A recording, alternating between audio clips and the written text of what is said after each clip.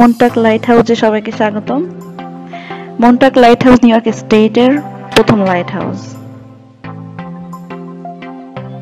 আমি এখন মন্টাক লাইট হাউসের উপর থেকে মন্টাকের ভিউটা দেখাবো সবাইকে।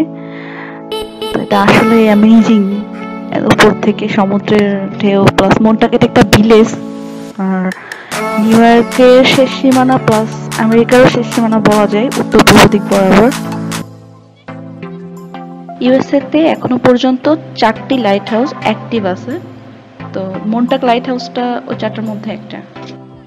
মন্টাক লাইট হাউস স্থাপিত হয়েছে 1796 সালে, 1796, আর এটি ন্যাশনাল হিস্টোরিক ল্যান্ডমার্ক হিসেবে লিস্টেড হয়েছে 2012 সালে। দ্বিতীয় বিশ্বযুদ্ধের সময় মন্টাক লাইট হাউসটা ইউএস আর্মির আন্ডারে ছিল এবং এটি ইস্টার্ন কোস্টাল ডিফেন্স শিল্ড হিসেবে ব্যবহৃত হচ্ছে তখন। আজকের ওয়েদারটা যদিও সানি দেখা যাচ্ছে, কিন্তু আসলে প্রচন্ড উইন্ডি এবং প্রচন্ড ঠান্ডা, মানে তাকানো যাচ্ছে না বাতাসের চোটে, এরকম একটা অবস্থা। স্টেয়ার্স গুলো এখানে খুবই টাইনি, আমার মতো মোটা মানুষের জন্য স্পেশালি। তো আমি এখন একদম টপে মন্টাক লাইট হাউসের।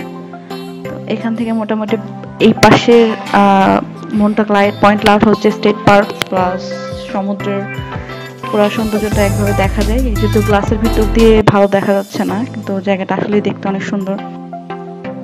লাইট হাউসের একটা গুরুত্বপূর্ণ ইনফরমেশন জেনে রাখা দরকার, সেটা হচ্ছে এটার যে আলোক বিচ্ছুরণ ক্ষমতা, যেটা এখন পর্যন্ত প্রতি 5 সেকেন্ডে 2,90,000 ক্যান্ডেল পাওয়ার, এবং এই আলোটা 31 কিলোমিটার দূর থেকেও দেখা যায়। মন্টাক লাইট হাউসের সিঁড়িগুলো আসলে খুবই সরু এবং আমার কাছে ডেঞ্জারাস মনে হয়েছে।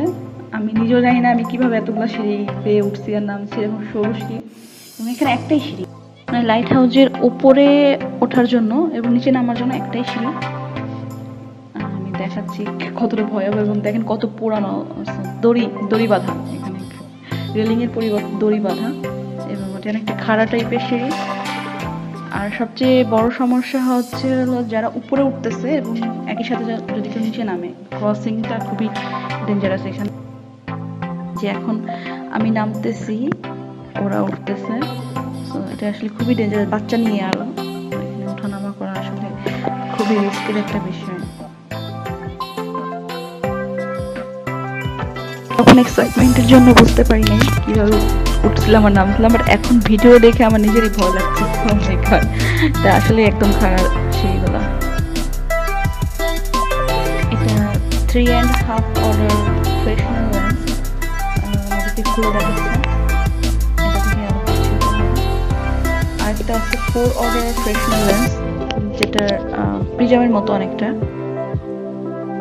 মন্টাক লাইট হাউস মিউজিয়ামের মধ্যে দেখুন কিভাবে আলোক বিচ্ছুরণ হচ্ছে ওটা থেকে।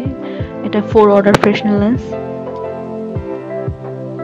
মন্টাক লাইট হাউসে আমি আগেও আসছি, এই নিয়ে মোট 3বার আসলাম। এবারে আসাটা মূলত আমার ফ্রেন্ডের জন্য, আমি আগে আসলে ওরা আগে কখনো আসেনি।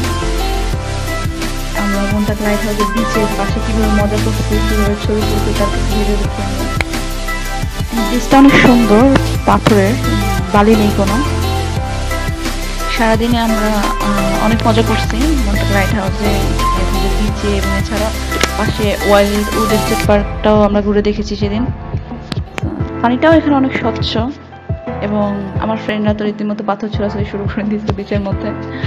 তা সব মিলে স্প্রিং ব্রেকের শেষ ট্যুরটা অনেক এনজয়েবল ছিল। মন্টাক বিচের স্মৃতিগুলো আসলে মজার ছিল।